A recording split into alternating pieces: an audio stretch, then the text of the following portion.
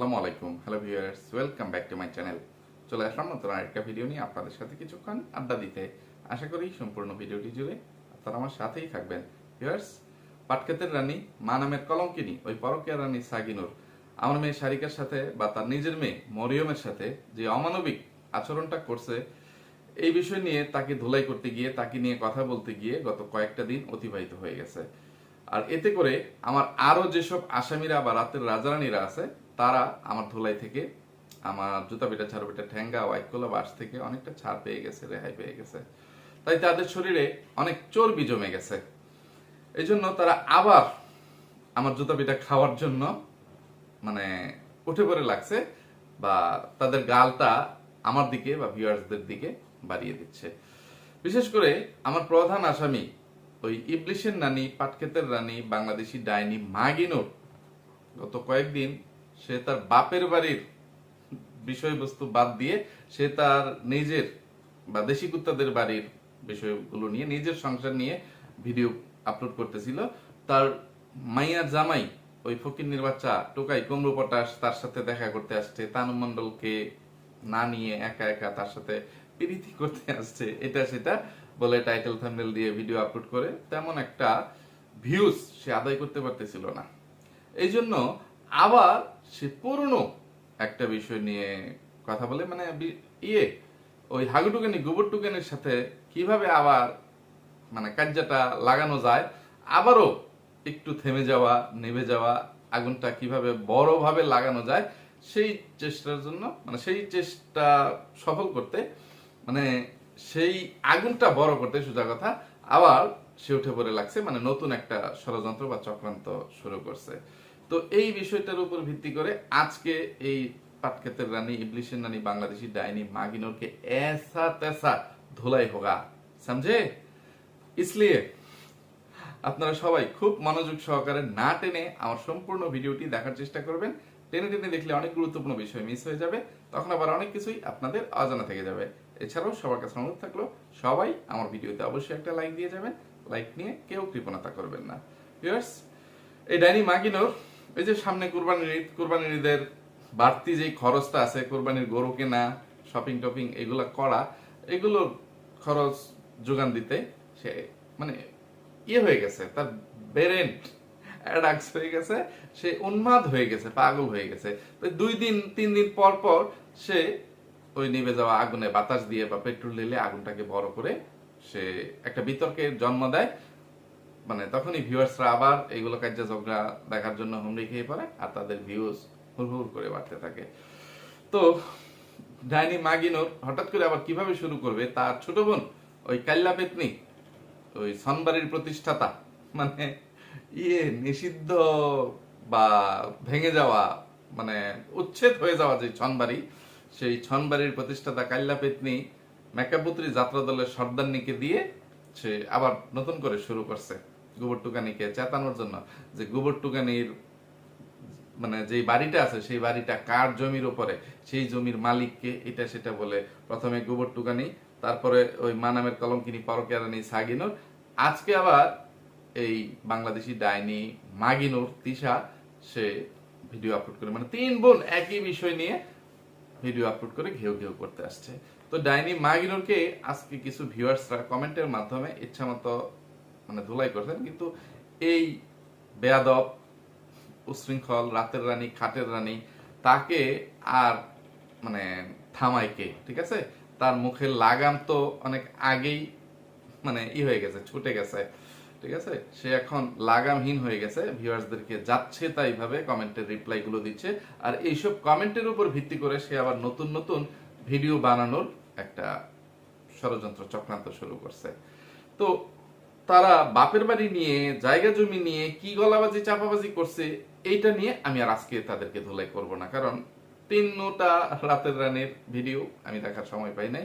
পরকের রানী তো এক ধরনের টাইটেল থাম্বনেল দেয়, কিন্তু ভিডিওর ভিতরে সে যে কি দেখায় না দেখায়, তার মা কোথায় মানে গোবরের আচার দিতেছে, মানে গইডার বত্তা বানাইতেছে, এগুলো ছাদে শুকাইতেছে, এই শারিকা মানে স্কুলে যাওয়ার, মানে প্রত্যেক দিনই এইগুলো উল্টাপাল্টা মানে টাইটেল থাম্বনেল দিয়ে সে ভিডিও আপলোড করে। আর এদিকে নাকাবুতুরি এবং ডাইনি মাগিনুর কি করতেছে না করতেছে আপনারা যারা দেখছেন তারা তো জানেনি। তবে আজকে আমি ডাইনি মাগিনুরের পুরনো একটা ভিডিওতে ঘেউ ঘেউয়ের জন্য, গলাবাজি চাপাবাজির জন্য একটু ইচ্ছা মতো ধুলাই করব, তাকে উচিত শিক্ষা দিব। সে সেখানেও আমাকে নিয়ে একটু মিথ্যাচারিতা করে গেছে। তো হঠাৎ সারিকার বিষয়টা সামনে আসায় ওই বিষয়টা নিয়ে কথা না বলে থাকতে পারি নাই, চুপ থাকতে পারি নাই। সেই জন্য রানী মাগিনুর কয়েকদিনের জন্য একটু ছাড় পাইছিল, তাই বলে তো তাকে একেবারে ছেড়ে দেওয়া যাবে না, তাই না? সে যে গুরুতর অন্যায় অপরাধ করে গেছে, গলাবাজি চাপাবাজি করে মিথ্যাচারিতাগুলো করে গেছে, এটা জবাব তো তাকে দিতেই হবে, তাই না? তো সে গত 6-7 দিন আগে যে একটা ভিডিও আপলোড করছিল, সেই ভিডিওর থাম্বনেল ছিল এরকম: বোন দুইটা শ্বশুর বাড়ি কেন যায় না। আর টাইটেল: দুই বোন কেন শ্বশুর বাড়ি যায় না, কিছু কথার উত্তর দিলাম। এটা এপ্রিলের 25 তারিখের ভিডিও, তার মানে আজকে মের 1 তারিখ। আমি যতক্ষণে ভিডিও আপলোড করব হয়তো বা 2 তারিখ হয়ে যাবে, আরো 6-7 দিন। তো সেই ভিডিওতে এই ইবলিশের নানি বাংলাদেশি ডাইনি মাগিনুর অনেক গলাবাজি চাপাবাজি করছে। তার মধ্যে অন্যতম গলাবাজি চাপাবাজি ছিল এরকম যে একটা ছোট বাচ্চাকে দেখাচ্ছিল, যেখান থেকে সে শুরুটা করছে। কোথায় কি কারণে নষ্টামি নোংরামি করতে না করতে, অ্যাবর্শন করতে, পদ্ধতি গ্রহণ করতে, করতে ডাক্তারের পরামর্শ নিতে গেছিল।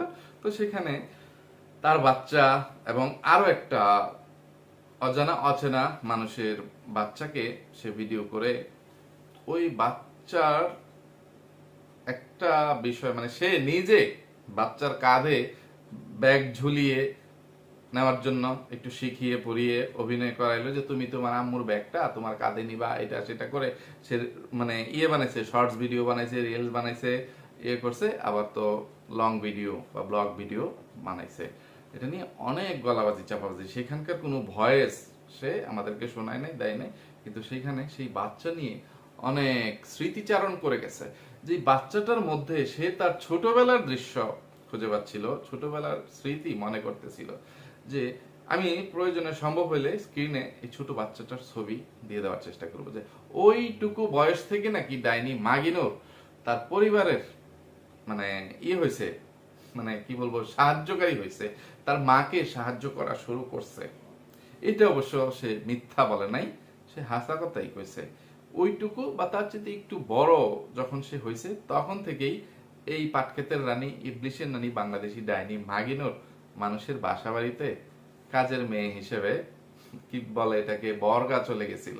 ঠিক আছে, মানে যে একবারে সারা বছর, সারা মাস, বছরের পর বছর কিছু ছোট ছোট বাচ্চারা মানে ঢাকা শহরে বা বিভিন্ন বড় লোকের বাড়িতে কাজের জন্য চলে যায় না, যে দুই মানে মধ্যে সোজা কথা 2 বেলা ভাত, ডাল ভাত খাওয়ার জন্য 3 বেলা খাবে আর একটু জামা কাপড় পাবে, মানে তার সব দায়িত্ব ওই কাজের মানে বাড়ির মালিক নিয়ে নেয়। ঠিক আছে, আর মাসে মাসে বা মাস শেষে এই মেয়ের বাবা মাকে, পরিবারকে একটু একটু করে কিছু কিছু টাকা দিয়ে দিবে। তো ওইটুকু বয়স থেকেই ডাইনি মাগিনুর মানে মানুষের বাড়িতে ঝিয়ের কাজ করার জন্য, কাজের মেয়ের কাজ করার জন্য চলে গেছিল। ওই স্মৃতিগুলো ওই ডাইনি মাগিনুরের মনে পড়ে যাচ্ছিল। সে বলতেছে, আমিও ছোটবেলা থেকে আমার মার এইসব ছোট ছোট কাজে হেল্প করতাম। এই যে বাচ্চার মাটার সাথে বাচ্চাটা আসছে, বাচ্চার মা ডাক্তার দেখাচ্ছে, করতেছে, তো বাচ্চাটা ব্যাগ নিয়ে নিজে করতেছে, তার ছোট ভাইটার সাথে শেষে কথা বলতেছে, করতেছে। তো আমিও এগুলো করতাম। রে মাগিনুর, তুই নিজেরে খুব পণ্ডিত আর চালাক মনে করিস, আর তোর ভিউয়ার্সদেরকে একবারে হাবাগুবা বুদ্ধি প্রতিবন্ধী বলদ মনে করিস রে। ফকিন্নির বাচ্চা, মূর্খের বাচ্চা, ইবলিশের নানি বাংলাদেশি ডাইনি মাগিনুর। তো গলাবাজি চাপাবাজি একটু কমায় করবি, একবারে স্পষ্ট করে বলে দিবি যে তুই তোর মাকে এইভাবে সাহায্য করতি না। ওই বয়স থেকে তুই মানুষের বাসা বাড়িতে কাজ করে মানে তোর পরিবারের সদস্যদের বা তোর মা বাবাকে একটু আর্থিক সাপোর্ট দিছিস, সেইটা বল। সেটা না করে যে মায়ের ব্যাগ নিয়ে পিছে পিছে ঘুরতাম, করতাম, কই কারে কি হিহে বেড়াইছিস, কারে কি কই বেড়াইছিস রে? চিটারের বাচ্চা, মিথ্যাবাদীর বাচ্চা, ভণ্ড। সে এই যে ছোট বাচ্চাটার কথা শেষ হয় নাই, মানে সে অজুহাত দেওয়ার চেষ্টা করছে যে তাকে তার পরিবারের সবাই নাকি ব্যবহার করছে, কেউ তাকে ব্যবহার করতে ছাড়ে নাই। তার মা বাবা থেকে শুরু করে ভাই বোন চাচা চাচি যত কেউ আছে, তার আত্মীয় স্বজন সবাই এই ডাইনি মাগিনুরকে ব্যবহার করছে। এই ব্যবহার কাকে বলে, ব্যবহার কত প্রকার ও কি কি ডাইনি মাগিনুর এটা শিখাইতে আসছে সেদিন। তার মতো অনেকটা মূর্খ যে মানে আলু লিখতে গিয়ে খালু লেখে, খালু লিখতে গিয়ে বালু লেখে, যেই রাতের রানী খাটের রানী বাংলাদেশি ডাইনি মাগিনোর মানে আদর্শলিপি বই শেষ করতে পারে নাই, সে আসছে আমাদেরকে ব্যবহার শিখাইতে, যে ব্যবহার কত প্রকার ও কি কি। ঠিক আছে, একটা হচ্ছে আচার ব্যবহার, আরেকটা হচ্ছে কোনো জিনিস বা বস্তুর ব্যবহার। এইখানে মানুষকেও ব্যবহার, কিভাবে একজন মানুষকে আরেকজন মানুষ ব্যবহার করে, এইগুলো নিয়ে সেই ঘেউ ঘেউ করতে আসছে।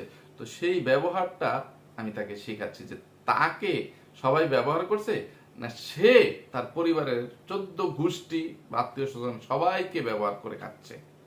সেই বিষয়টা আসার আগে সে তার ছোট বোনদেরকে নিয়ে যে গলাবাজি চাপাবাজি মিথ্যাচারিতা করে গেছে, এটার জবাব দেয়।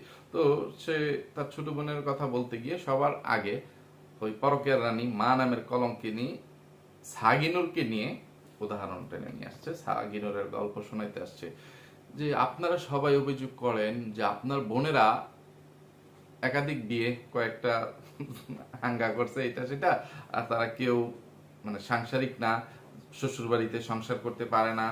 এটা কেন? মানে আপনারা 3 বোন এরকম কেন করেন? আপনাদের চরিত্র এত জঘন্য নিকৃষ্ট কেন? আপনারা তো অসামাজিক কেন? বাপের বাড়ি নিয়ে সবসময় পড়ে থাকেন, শ্বশুর বাড়ির ধার ধারেন না, এরকম করলে চলবে? এইটা সেটার জন্যই সে ইয়ে করছে। তখন সে বলল যে পরকীয়া রানী সাগিনোরের 2 বিয়ে, ঠিক আছে? তো প্রথম সংসারটা সে 7 বছর করছে। সে 7টা বছর শ্বশুর শাশুড়ি দেবর মানে মানে শ্বশুর বাড়ির সব মানুষজনদেরকে নিয়ে নাকি করছে। ওরে সিটার, ওরে বাটফার, তোরা আমার কাছে এতদিন পর্যন্ত বিষয়টা গোপন করে গেছস।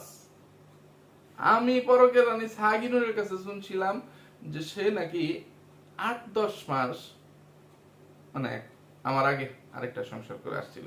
যখন আমি আমার বিয়ের পরে পরকে রানী সাগিনুরকে বিয়ের পরে, সোজা কথা আমাদের বাচ্চা কাচ্চা হয়ে যাওয়ার পরে, শারিকার জন্মেরও পরে, ওই কুটনি ওই ভণ্ড বাচাল মুখোশধারী শয়তান টিটগার্ডেন দাঁতের বাগানের কাছ থেকে শুনছিলাম। দাঁতের বাগান কুটনামি করতে আসছিল। আচ্ছা, একটা কথা আমার উত্তর দিবেন? আপনি তো আমাকে ক্ষমা করলেন না আমার অপরাধের জন্য, যে আমি আপনাকে ছেড়ে আশিকের সাথে গিয়ে বিছানা কাঁপাইছি, খাট গরম করছি, নষ্টামি করছি, এই অপরাধের জন্য আপনি আমাকে ছেড়ে দিলেন। তো আপনি কি জানেন যে এই সাগিনুরের আগেও বিয়ে হয়েছিল? আমি তো আকাশ থেকে পড়ছিলাম, কিন্তু তখন তো নিজের একটা ওয়েট শক্ত রাখতে হবে, ধরে রাখতে হবে। তো ওয়েট ধরে রাখতে গিয়ে বলছি হ্যাঁ আমি জেনে বুঝেই করছি, কারণ সে যা করছে এটা তার অতীত, সেটার জন্য সে অনুতপ্ত, সে লজ্জিত, সেটা প্রায়শ্চিত্ত করতে যায়। মানুষের জীবনে ভুল হইতেই পারে, তো সে এটা স্বীকার করে নিছে, আমার কাছে গোপন করে নাই। এইভাবে বলে আমি নিজেকে কন্ট্রোল করে নিছি, তার কাছে একটু বড় হওয়ার অভিনয় করছিলাম। কিন্তু পরে এসে পরকীয়া রানী সাগিনুরের কাছে জিনিসটা জানতে চাইলাম যে তুমি আমার কাছে এই বিষয়টা কেন গোপন করছো? তোমার পরিবারের সবগুলো সদস্য বিষয়টা চেপে গেছে, গোপন করছে, তো গোপন কতদিন গোপন করে রাখতে পারছো? সেই তো আমি জেনেই গেছি। তখন পরকীয়া রানী সাগিনুর কি আর করবে, বলতেছে ওইটা মানে ওই যে আমার নামে যে সে মিথ্যাচার করে বোন কেন স্বামী হারা ভিডিওতে এই বাংলাদেশি ডাইনি মাগিনুর মানে অপপ্রচার চালাইছিল, ঠিক সেম কাহিনীগুলো এই পরকীয়া রানী সাগিনুর তার এক্স হাফ প্যান্ট সম্পর্কে আমাকে শোনাইছিল, যে ওই লোকটার স্বভাব চরিত্র ভালো ছিল না, জুয়া টুয়া খেলতো, নেশা পানি করতো, সংসারের প্রতি উদাসীন ছিল, তো এরকম লোকের সাথে তো আর সংসার করা যায় না, সেই জন্য তার বাপ মা তাকে নিয়ে আসছে বা সে ওইখান থেকে চলে আসছে। সে নাকি 8-10 মাস সংসার করছে। কিন্তু এই ভিডিওতে আমি যে ভিডিও টাইটেল থাম্বনেলটা পড়লাম, এখানে এই ইবলিশের নানি বাংলাদেশি ডাইনি মাগিনুর বলতেছে পরকীয়া রানী সাগিনুর নাকি প্রথম সংসারটা 7 বছর করে গেছে। এইটা তাহলে কোন সংসার? হায় আল্লাহ, উঠালো তুম মুঝে উঠা লো আল্লাহ। আমার কথাও যদি বলতো, সেই সংসারটা ছিল টোটালি সব কিছু মিলিয়ে এভরিথিং, আমাদের ডিভোর্স পর্যন্ত আসার পরে মানে গন্ডগোল মন্ডগোল সবকিছু মিলিয়ে ডিভোর্সের তারিখ পর্যন্ত 4.5 বছর। তো সেটাও 7 বছরের সংসার ছিল না। তাহলে এই ইবলিশের নানি বাংলাদেশি ডাইনি মাগিনোর এটা কি বুঝাইতে আসলো যে 7 বছর তার বোন শ্বশুর শাশুড়ি মানে ইয়ে জাল তাল এটা সেটা মানে সব শ্বশুর বাড়ির সব মানুষজনদেরকে নিয়ে সংসার করছে। ওরে চিটাহার, ওরে বাটফার, এটা একটু কয়ে থুয়ে যাচ্ছেন। আর ওই বিয়েটা নাকি পারিবারিক ভাবে হয়েছে, সবচেয়ে বড় বিষয় যেটা পারিবারিক ভাবে বিয়ে হয়েছিল সেই বিয়েটা, কিন্তু সেটা টিকে নাই যে কোনো কারণে। তো সেইখানে পরকেরানি সাগিনুর 7 বছর সংসার করে গেছে। তো ভাগ্যের লিখন না যায় খণ্ডন, পরকেরানি সাগিনুরের ভাগ্যে শ্বশুর বাড়ির ভাত ছিল না, সেই জন্য ওই সংসারটা ভেঙে গেছে। কেন ভাঙছে, কি হয়েছে ওই বিষয়ে আর পরকেরানি ইবলিশের নানি বাংলাদেশি ডাইনি মাগিনুর বলা নাই। কিন্তু আমার কথা হচ্ছে, আমার সাথেও যদি সে কথা বলতে গিয়ে ধরুন 7 বছর থেকে সে আবার করছে যে এটা 5 বছরও হইতে পারে, 4 বছরও হইতে পারে, ঠিক আছে, সে কতক্ষণ পরে এসে এই বছরটা কমিয়ে নিয়ে আসছে, বাড়িয়ে যায় 7 বছর, 5 বছর, 4 বছর, যাই হোক এমন একটা কিছু হবে। কিন্তু সেই বিয়েটা নাকি পারিবারিক ভাবে দুই পক্ষের সমঝোতার মধ্যে হয়েছিল, এই জন্য সে তার শ্বশুর শাশুড়ি নিয়ে খাইতে পারছে। কিন্তু এখন বর্তমানে পরকীয়া রানী সাগিনুর যে বিয়েটা করছে, বসে নাই কিন্তু করছে, এইটা সে একা একা করছে পরিবারের সবার অমতে। শুধু ওই রোহিঙ্গার বাচ্চা লম্পট পরকীয়ার রাজার সাথে কথাবার্তা বলে তারা নিজেরা নিজেরা বিয়ে করছে, এই জন্য তারা এখন আলাদা থাকতেছে, শুধু স্বামী স্ত্রী মিলে থাকতেছে, শ্বশুর শাশুড়ি মিলে থাকে না।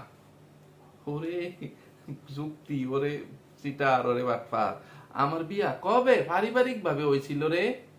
মনে করলাম তুই 7 বছর বা করে তুই প্রথম পরকীয়া রানী সাগিনুরের প্রথম বিয়া, দ্বিতীয় বিয়ে তো মানে গোপন করে আমার কথাটাই তুই মানে এখানে বুঝাইতে আসছিস। কিন্তু আমার সাথে পরকীয়া রানী সাগিনুরের বিয়েটা কিভাবে পারিবারিক ভাবে বিয়ে হয়েছিল রে? সিটারের বাচ্চা, মিথ্যুকের বাচ্চা, খাটের রানী রাতের রানী, একটু কয়েতে যাচ্ছে। তোর বোন পরকীয়া রানী সাগিনুর এটাও তো আমার সাথে চিটারি বাটপারি প্রতারণা করে, মিথ্যাচারিতা করে, মানে নাটক করে যে তার বিয়ের সাথে ঠিক হয়ে গেছে, এই সেই তাগর এলাকার চেয়ারম্যানের পুত্রের লগে তার বাপ মা তার বিয়ে ঠিক করে ফেলছে। কি প্রিয়া জান, তুমি যদি আমাকে এখান থেকে নিয়ে না যাও তাহলে আমি তো মানে আলু ভর্তা খাবো, আমি এই জীবন রাখবো না, এটা সেটা, আমার ওই ছেলেকে পছন্দ না, ওই ছেলের মানে খুবই দুশ্চরিত্র লম্পট, এটা সেটা, মানে এই ওই ছেলের সাথে বাকাটে ছেলে আর নাই, চেয়ারম্যানের পোলা বুঝেন না কত কিছু করে, এটা সেটা করে। তো আমার রূপ মানে লাবণ্যে মোহিত হয়ে পাগল হয়ে চেয়ারম্যান আমাকে দেখে তার ছেলের বউ বানাইতে চাচ্ছে, এটা সেটা এইগুলো করে সে আমাকে মানে করছে আর কি, আকৃষ্ট করছে, করছে মানে আবেগী বানিয়ে। সোজা কথা যে তুমি যদি তাহলে এইরকমই আলুর ভর্তা খাইতে চাই করতেছো, আমি তোমাকে সেখান থেকে কখনোই মানে গিয়ে নিয়ে আসবো না, করবো না। তো তুমি আলুর ভর্তা না খেয়ে এক কাজ করো, তুমি চলে আসো, যা করছে আমি তোমাকে আনতে যেতে পারবো না, সে চলে আসছে। তো এককভাবে সেই বিয়েটা হয়েছে। আমার পরিবারের একটা সদস্য আমাদের বিয়ের কথা জানতো না। আমার বিয়ের আরো 2-2.5 মাস পরে আমার পরিবার বিষয়টা জানতে পারছে। তারপরে আমি আমার পরিবারকে কনভিন্স করছি, যে জানাইছি। তারপর পরিবার যে যেহেতু হয়েই গেছে, ঘটনা ঘটিয়েই ফেলেছ, তাহলে তুমি তোমার বউকে নিয়ে আসো। তারপর বললাম যে আনুষ্ঠানিকভাবে আনতে হবে। আমার সবগুলো ভাইয়ের বউ এই বাড়িতে যেভাবে সম্মানের সহিত প্রবেশ করছে, ওই রকম ভাবেই আমিও আমার বউকে এই বাড়িতে নিয়ে আসবো। হুট করে মানে একা একা তাকে আমি বাড়িতে ঢুকিয়ে ফেলবো না, অনুষ্ঠান করে তাদের বাড়িতে বরযাত্রী যাবো, করবো, মানে ওইভাবে আনবো। তারপরে গিয়ে আনুষ্ঠানিকতা করছি। তো সেম জিনিসটা ওই রোহিঙ্গার বাচ্চা লম্পট পরকীয়া রাজা করতে পারলো না। এটা তো তাদের বিয়ের আগেই মানে সবাই জানে যে তাদের মধ্যে কি হয়েছে না হয়েছে। ওই রোহিঙ্গার বাচ্চা লম্পট পরকীয়া রাজার জন্যই মানে কিবরিয়ার সাথে ওই পরকীয়া রানী সাগিনুরের বিচ্ছেদ হয়েছে বা ডিভোর্স হয়েছে। তো তুই আবার এখানে কি গানা বাজনা গাইতে আসছিস যে তারা একা একা বিয়ে করছে বলে এখন তারা তাদের শ্বশুর শাশুড়ি নিয়ে থাকে না, একা একা থাকে? তুই বল যে পরকের রানী সেই চুক্তি করেই ওই রোহিঙ্গার বাচ্চা লম্পট পরকের রাজাকে বিয়ে করছে, যে পরকের রানী নিজে যা ইনকাম করে সেটা দিয়ে এই পরকের রাজার ভরণ পোষণ দিবে, সে তার শ্বশুর বাড়ির ধার ধারবে না, তার শ্বশুর বাড়ির কোনো মানুষের সেবা যত্ন সে করবে না, শুধু পরকীয়ার রাজা তার বাড়িতে থাকবে। এখন পরকীয়ার রাজা তার ভাইকে নেগসায় দিছে, ওই জুনিয়র পরকীয়ার রাজা রাব্বিকে, এবং পরকীয়ার রাজা মানে তার বাপের বাড়িতে যত প্রয়োজন আছে, মানে মায়ের বাড়িতে বাপের বাড়িতে, মা বাপ তো আলাদা আলাদা থাকে, দুই আঙ্গাইলা, মায়ের অন্য জায়গায় বিয়ে হয়েছে, বাপ আবার আরেক জায়গায় বিয়ে বসছে। তো পরকীয়ার রাজার যে নানার বাড়ি, দাদার বাড়ি, মায়ের বাড়ি, বোনের বাড়ি, বোনের শ্বশুর বাড়ি, সবকিছু পরকীয়া রানী সাগিনুরের উপর ছেড়ে দিয়েছে, যে আচ্ছা ঠিক আছে, আমি আমার মা বাবা ভাই বোন মানে তাদের কারোর সাথে থাকবো না, তোমার সাথে থাকবো, কিন্তু তাদের যে চাহিদাগুলো আছে এইগুলো পূরণ করতে হবে। ওই শর্তে ওই রোহিঙ্গার বাচ্চা লাম্পট পরকীয়ার রাজা, ফকিন্নির বাচ্চা পরকীয়ার রাজা, পরকীয়া রানী সাগিনুরের স্বামী নামক পালিত ছেলে হয়েছে। এটা কইতে পারিস নাই? কথা কইতে কইতে ভিডিও লম্বা হয়ে যেতেছে গা। ওইদিকে বাংলাদেশ কাল্লা পেতনি মেকাপুত্রী যাত্রা দলের সর্দারনি নাকি সানির সংসারে থেকে কিরকম শ্বশুর নিয়ে ননাস নিয়ে সংসার করতো সেটা তো আপনারা জানেনই। তো সেইটুকু যতটুকু জানে সেটাও ওই সানির মানে এই কাল্লা পেতনি যখন ইউটিউব করছে তখন তার ননাস জীবিত ছিল না, ঠিক আছে? এর আগেই তার ননাসকে সে পথ থেকে সরিয়ে দিছে। সেটা কিভাবে দিছে ওই বিষয় নিয়ে কথা বলে এখানে আমি পরিবেশটা ঘোলাটে করতে চাই না। এখানে অনেক রহস্য, অনেক আছে। আর শ্বশুর বৃদ্ধ মানুষ ছিল, বয়স্ক মানুষ ছিল, সে বার্ধক্যজনিত কারণে না কোনো কালা জাদুর কারণে কিভাবে মারা গেছে ওইগুলো বলতে চাই না। তবে সানিকেও কিভাবে আয়ত্তে রাখছিল, সানিকে নিয়ে কিভাবে আলাদা হয়ে গেছিল বাবা জীবিত থাকতেই, সেটাও আমি বা ভিউয়ার্সরা কেউ ভুলে যায় নাই। যে সানির বাবা জীবিত থাকতেও এই কাল্লা পেতনি তার বাবার কাছ থেকে সানিকে কেড়ে নিয়ে গেছিল। শেষ পর্যন্ত সোজা কথা, তোর জন্য তোর ছোট বোন এই কাল্লা পেতনি মেকাবতী যাত্রা দলের সর্দারনি তার স্বামীকে ডিভোর্স দিতে বাধ্য হয়েছে। কারণ তোর বোন জামাই সানি তোদের সবার বিরুদ্ধে আমার কাছে কিছু তথ্য প্রকাশ করে দিয়েছিল, যেটা তুই সহ্য করতে পারিস নাই, মেনে নিতে পারিস নাই। তাই তুই তোর বোনকে ব্যবহার করে, তার ব্রেন ওয়াশ করে, তাকে চাপ প্রয়োগ করে তার এক্স হাজবেন্ড সানিকে ডিভোর্স দিতে তুই বাধ্য করছিস। তুই তোর ছোট বোনকে ব্যবহার করছিস, এইটাকে বলে ব্যবহার। আর তুই তোর সংসারের অভাব অনটনের জন্য তুই তোর বাপের বাড়িতে থাকলেও ছোটবেলায় ঠিক মতো খাইতে পারতি না, এক বেলা খাইলে আরেক বেলা খাইতে পারতি না। তুই যেই বাড়িতে মানে করছিস, কাজের বুয়ার কাজ করছিস ছোটবেলা থেকে, ওই বাড়ির মানুষজন হয়তো বা একটু বড় লোক টাইপের ছিল, তারা তোর মা বাবাকে এবং তোকে এতটুকু আশ্বস্ত করতে পারছিল যে তোমার কখনো খাওয়া পড়ার অভাব হবে না।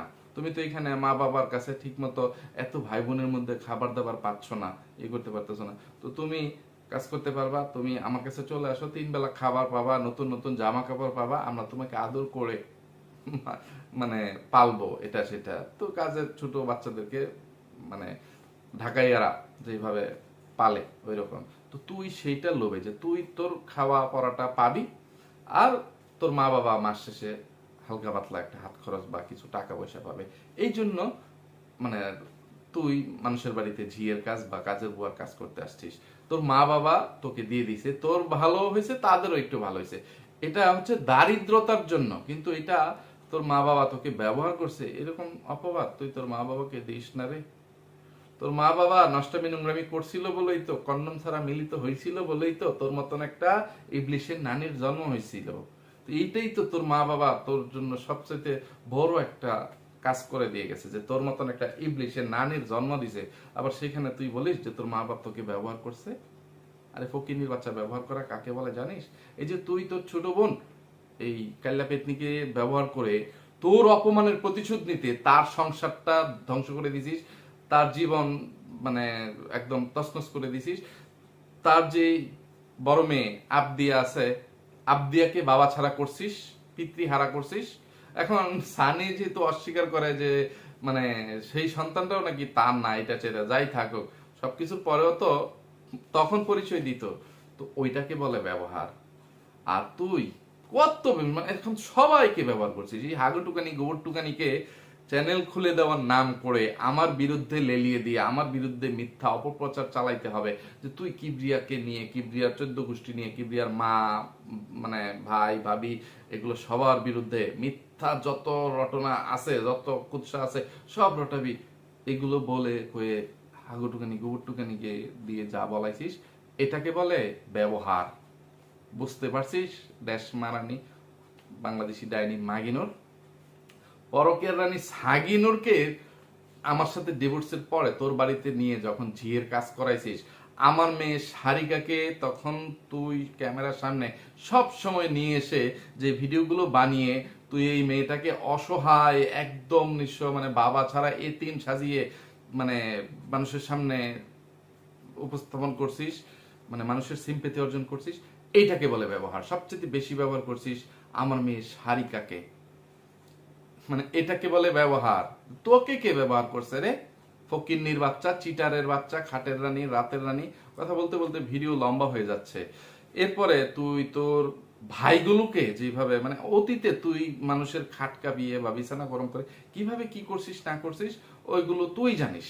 যেটা হাগুটুকানি গোবরটুকানি অফ ক্যামেরায় তোর মেয়ের জামাইয়ের সামনে মানে তানু মণ্ডলের জামাইয়ের সামনে তোর মা বাবার সামনে বলে দিছে, তোর ইগো হার্ট করছে যে গোবরটুকানি যাই করুক না করুক আমার মাইয়ার জামাইয়ের সামনে আমার কেলিকা অপমান করলো, সব গোমর কেলিকা ফাঁস করে দিল। সে তো এগুলো কিছুই জানার কথা না, এইগুলো তার টেন কইলো কেডা?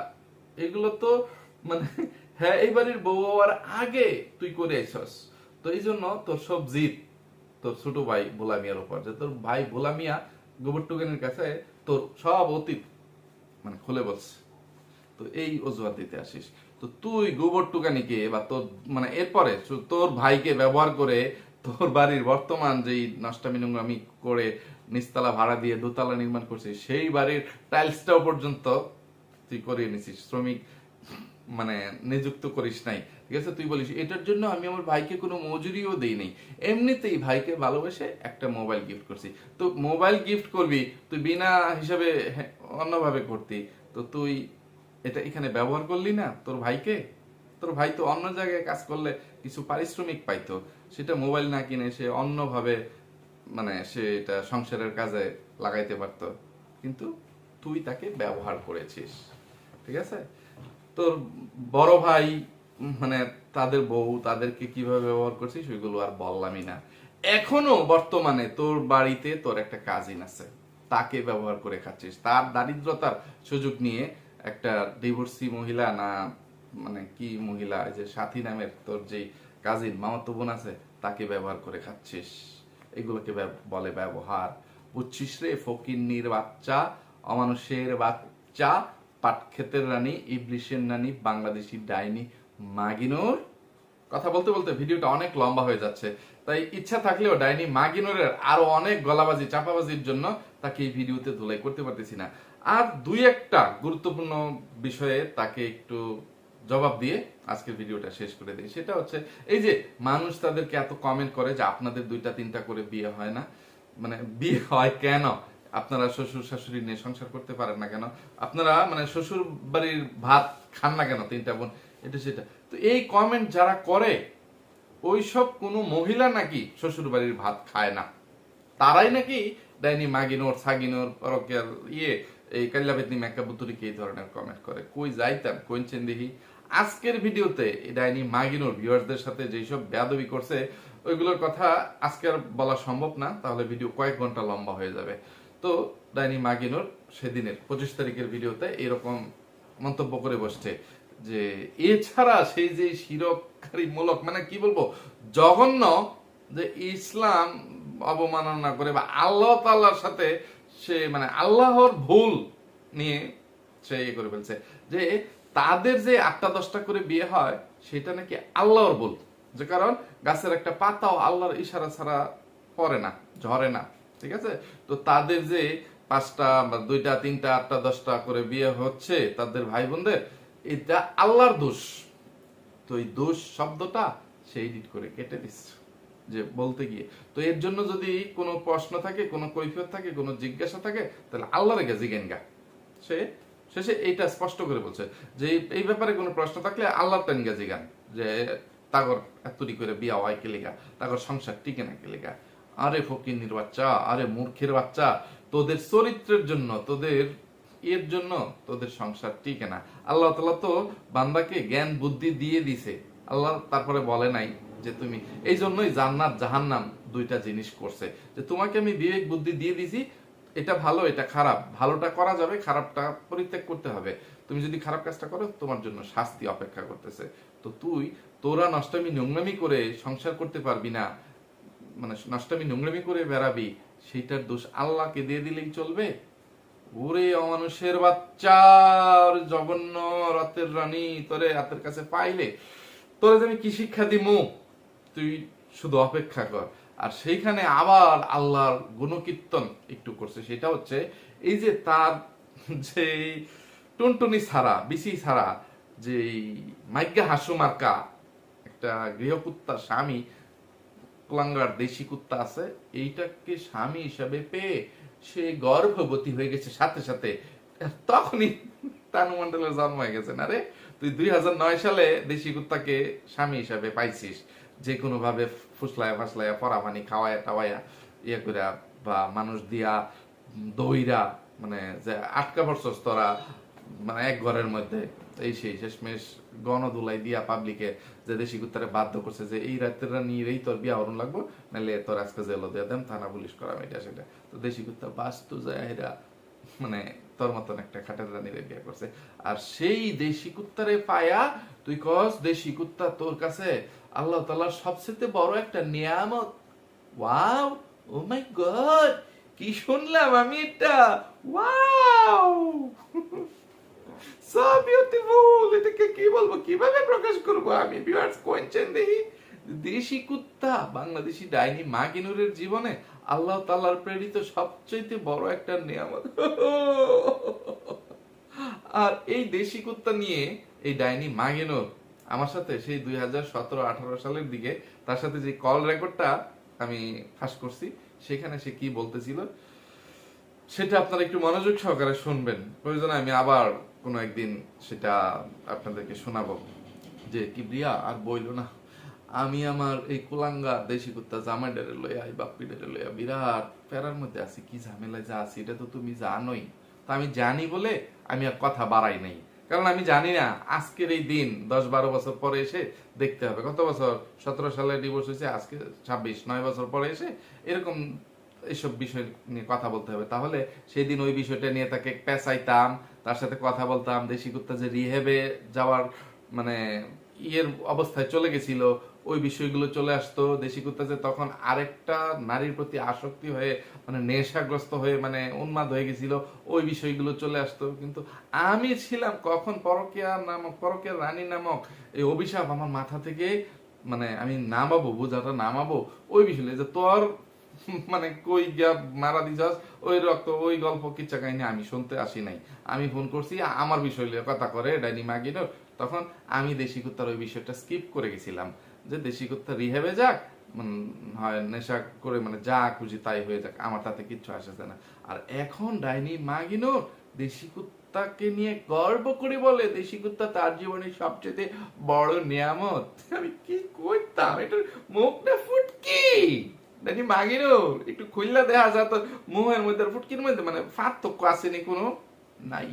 মুখটাও সবাই দেখে, তোর ওই পায়জামার নিচের জিনিসগুলো মানে সবাই তোর তলাদেশ অনেক পুরুষ রেখেছে।